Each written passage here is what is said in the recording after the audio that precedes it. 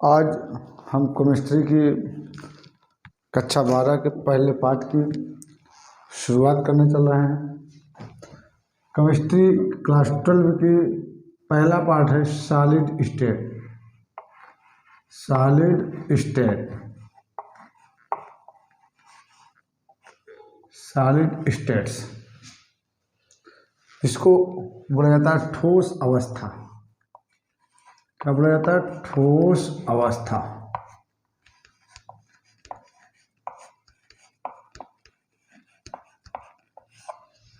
ठोस अवस्था। अब जी सबसे पहले जब पाठ है तो पाठ का ही व्याख्यान जरूरी है। पाठ की परिभाषित करना जरूर होता है। तो पहला प्रश्न आपका बन सकता है, ठोस क्या है? ठोस क्या है? ठोस क्या है? Solid. Define the solid. Give the definition of solid. What is solid? इस कई तरीके से क्वेश्चन पूछे जा सकते हैं। तो सॉलिड क्या है? ठोस क्या है? तो ठोस वे द्रव्य कहलाते हैं। ठोस वे द्रव्य कहलाते हैं जिनका आयतन आकार दोनों निश्चित हो। आयतन भी निश्चित हो और आकार भी निश्चित हो, साथ ही साथ कठोर हो और असंपीड्य हो। असंपीड्य हो, थोड़ा गति ना कर पाए एक कण दूसरे कण में, उसे क्या कहते हैं? ठोस कहते हैं। ठोस वे पदार्थ कहलाते हैं या ठोस वे द्रव्य कहलाते हैं जिनका आयतन निश्चित होता है, आकार भी निश्चित होता है, साथ ही साथ असंपीड्य होते हैं। क्या कहलाते हैं? ठोस कहलाते हैं। परिभाषा के रूप में लिख सकते हो, ठोस वे द्रव्य कहलाते हैं, वे द्रव्य कहलाते हैं जो असंपीड्य होते हैं।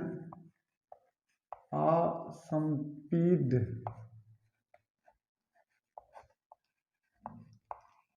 होते हैं और जिनका आयतन और आकार दोनों निश्चित होता है। जिनका आयतन और आकार, जिनका आयतन और आकार, आयतन भी और जिनका आयतन आकार दोनों निश्चित होता है। दोनों निश्चित होता है। दोनों क्या होता है जी? निश्चित। दोनों क्या होता है जी? निश्चित होता है। ठोस कहलाते हैं। यह जो होता है, अब यहाँ तो लिख दे, जैसे आप उदाहरण में आप लिख सकते हो, जैसे आपका क्या है? सोडियम क्लोराइड NaCl ठोस है। फास्फोरस लीजिए P4 ठोस है। सिलिका कार्बन या सिलिका कार्बाइड भी क्या है? ठोस है। सोडियम क्या है? ठोस है। सोडियम क्या है? ठोस है। इस तरह इसके बहुत से उदाहरण आपको मिल जाएंगे। इसके उदाहरण है, सभी चीज क्या है? ठोस। क्या है जी? ठोस है। जो ठोस है वो डिवाइडेशन भी किए गए हैं। या क्लासिफिकेशन आप सॉलिड या ठोस के प्रकार इस तरह भी लिख सकते हो, फिर डाल करके ठोस के प्रकार, ठोस के प्रकार, क्लासिफिकेशन ऑफ सॉलिड या काइंड्स ऑफ सॉलिड। ठोस, सबसे पहले आप जानिए कि ठोस जो होते हैं वो 4 प्रकार के होते हैं। 4 प्रकार के होते हैं। अब इसमें घटकों की दृष्टि से देखा जाए तो 2 ही प्रकार के होते हैं। परमाणु के जो होते हैं उसके आयन और अणुओं के आधार पर 2 प्रकार के होते हैं। लेकिन इसके और तरीकों से देखा जाए तो ठोस 4 प्रकार के होते हैं। जैसे पहले 4 प्रकार में आप समझिए। पहला क्या होता है जी? पहला ठोस आपका होता है, पहला आप ले लीजिए आणविक ठोस। आणविक ठोस, आणविक ठोस। दूसरा आप ले लीजिए आयनिक ठोस। आयनिक ठोस। तीसरा आप ले लीजिए सहसंयोजी ठोस। सहसंयोजी ठोस, इसको नेटवर्क ठोस भी बोला जाता है। नेटवर्क ठोस भी बोला जाता है इसको, नेटवर्क ठोस भी बोला जाता है। चौथा आप ले लीजिए धात्विक ठोस। धात्विक ठोस। धात्विक ठोस, आणविक, आयनिक, सहसंयोजी और धात्विक ठोस। अर्थात ठोस जो होता है वो 4 प्रकार के होते हैं इसके, लेकिन घटकों की दृष्टि से देखा जाए, अवयवों की दृष्टि से देखा जाए तो केवल 2 प्रकार के होते हैं। कितने प्रकार के होते हैं जी? 2 प्रकार के होते हैं। वो जो 2 प्रकार के होते हैं घटकों की दृष्टि से, अर्थ नहीं, या कणों की दृष्टि से देखा जाए तो 2 प्रकार के होते हैं। कौन कौन होता है? कणों की दृष्टि से या अवयवी कणों की दृष्टि से, अवयवी कणों की दृष्टि से 2 प्रकार के होते हैं। 2 प्रकार के होते, पहला आपका है क्रिस्टलीय ठोस। क्रिस्टलीय ठोस। दूसरा आपका है अक्रिस्टलीय ठोस। दूसरा क्या है? अक्रिस्टलीय ठोस।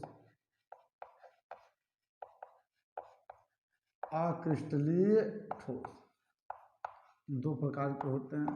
क्रिस्टलीय ठोस को अंग्रेजी में थोड़ा लिख लिया जाए, है नहीं, क्राइस्टलाइन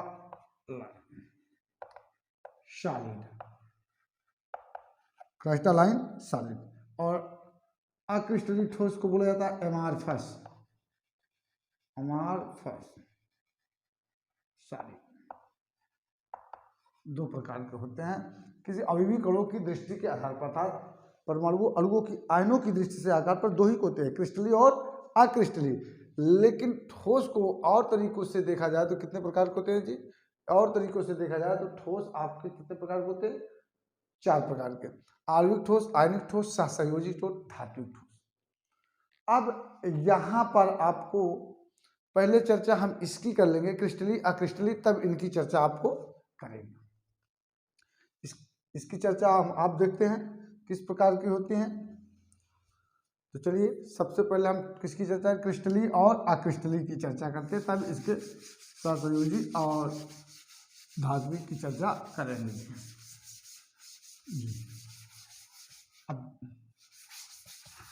अब आपको इन बातों को ध्यान रखना है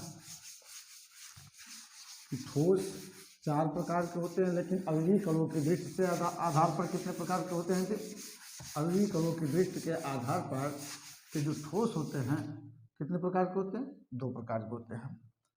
चलिए क्रिस्टलीय ठोस की पहले चर्चा करते हैं। किसकी करते हैं? क्रिस्टलीय ठोस। क्रिस्टलीय ठोस,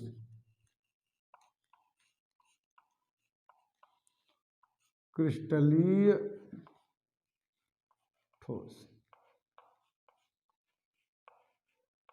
क्रिस्टलीय ठोस कोष्टक में लिख सकते हो तो क्राइस्टलाइन सॉलिड। क्राइस्टलाइन सॉलिड क्रिस्टलीय ठोस किससे कहते हैं? तो इसकी परिभाषा आप समझिए। क्रिस्टलीय ठोस की जो परिभाषा होती है जी, बहुत ही सिंपल है। वे पदार्थ जिनके अवयवी कण, अवयवी कण में क्या है? अणु, परमाणु और आयन आता है, उसी को अवयव कण बोला या घटक बोला जाता है। तो वे पदार्थ जिनके अवयवी कण, इनके अवयवी कण जालक में व्यवस्थित रहते हैं। कैसे? निश्चित क्रम में, निश्चित और नियमित क्रम में व्यवस्थित रहते हैं, उसे क्या कहते हैं? क्रिस्टलीय ठोस कहते हैं। परिभाषा को आप नोट भी कर सकते हैं, लिखिए कैसे लिखना है जी, लिखिए हमारे साथ। वे पदार्थ या द्रव्य भी लिख सकते हो जिनके अवयवी, इनके अवयवी कण या अवयव कण। अवयव कण में आते क्या हैं जी, आप जान दीजिए, परमाणु, अणु, आयन। परमाणु, अणु और आयन, तीन चीज आते हैं, परमाणु, अणु, आयन। इनके अवयवी कण जालक में,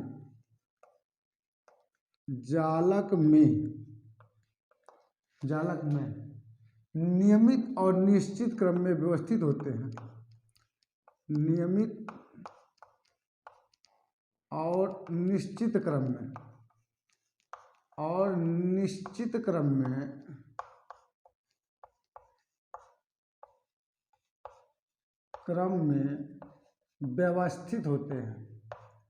व्यवस्थित होते हैं,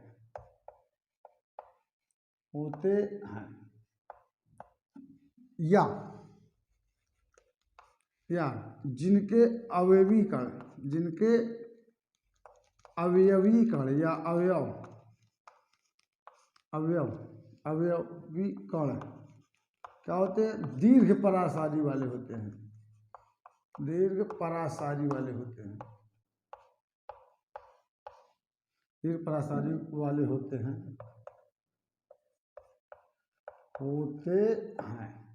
क्या कहलाते हैं जी, वो क्या कहलाते हैं, क्रिस्टलीय ठोस कहलाते हैं। क्या कहलाते हैं, क्रिस्टलीय ठोस कहलाते हैं। क्या कहलाते हैं, क्रिस्टलीय ठोस कहलाते हैं।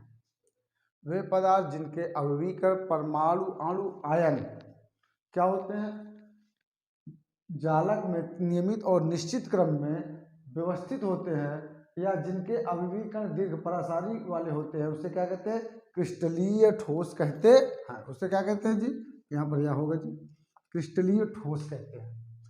मतलब जो भी कण हो एक अच्छी व्यवस्था से हो। कैसे हो, एक अच्छी व्यवस्था से हो। जैसे आपने कभी क्या होते हो, आप घर पे वर्क करते हो, किसी भी काम के लिए क्या करते हो, व्यवस्था। आप क्या करते हो, कपड़े को तय कर रहे हो, उसको आपको एक अच्छे क्रम में क्या करते हो, लपेटते हो, तब उसके ऊपर एक लगाते हो। उसी प्रकार के जो हमारे अवयव के कण अर्थात परमाणु, अणु और आयन हो, एक अच्छे क्रम में बढ़िया से व्यवस्थित होते हैं, वही क्या कहलाते हैं, क्रिस्टलीय ठोस कहलाते हैं। या जिन दीर्घ प्रसारी वाले, जिनके कण दीर्घ प्रसारी वाले होते हैं, वो क्या कहलाते हैं जी, क्रिस्टलीय ठोस कहलाते हैं जी। अब उसके बाद इनके एग्जाम्पल के तौर पे आप ले लेंगे, उदाहरण के तौर, भैया एग्जाम्पल के तौर पर सबसे बड़ा उदाहरण इसका चलता है डायमंड,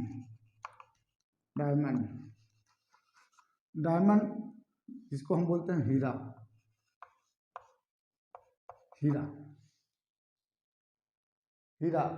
सबसे बड़ा उदाहरण है इसका।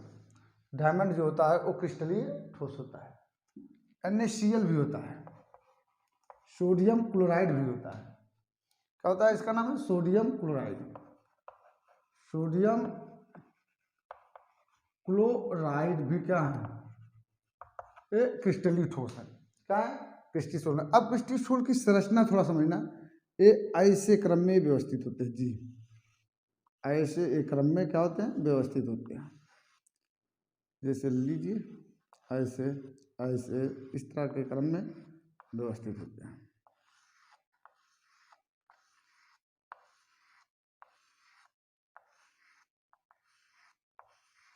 इस तरह क्रम में क्रिस्टलीय ठोस क्या होते हैं, व्यवस्थित होते हैं। इस तरह क्रम में व्यवस्थित होते हैं। यहाँ पर धन, ये ऋण होगा, ये धन होगा, ये ऋण होगा, फिर धन होगा, आगे जो बनेगा ऋण का बनेगा। ये ऋण हो जाएगा, पुनः धन हो जाएगा, ऋण धन ऋण, फिर क्या हो जाएगा, धन ऋण धन ऋण धन, धन, अब ऋण हो जाएगा, धन ऋण धन ऋण।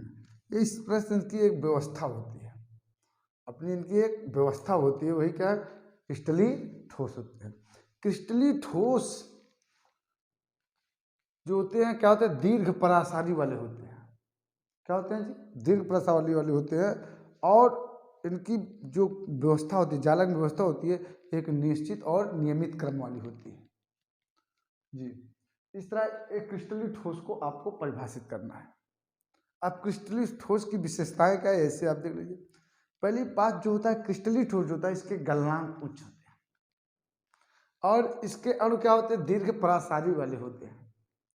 तीसरी विशेषता क्या ले सकते हो, इसके जो अवयवीकरण हैं नियमित और निश्चित क्रम में व्यवस्थित होते हैं। निश्चित और नियमित क्रम में क्या होते हैं, व्यवस्थित होते हैं।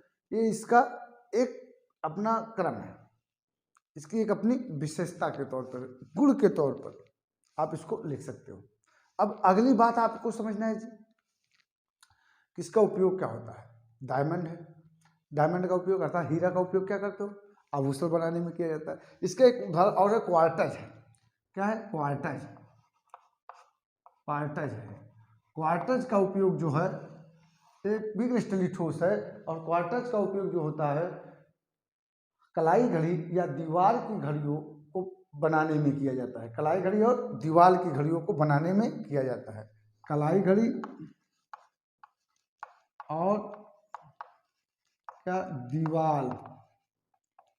दीवार घड़ी बनाने में इसका प्रयोग किया जाता है। अब अगली बात है, जो किस भी आपको नहीं समझ में आया कमेंट करिए। अगली वीडियो में आपको अक्रिस्टली और अक्रिस्टली ठोस क्रिस्टल में अंतर को डिफाइन किया जाएगा। जय हिंद।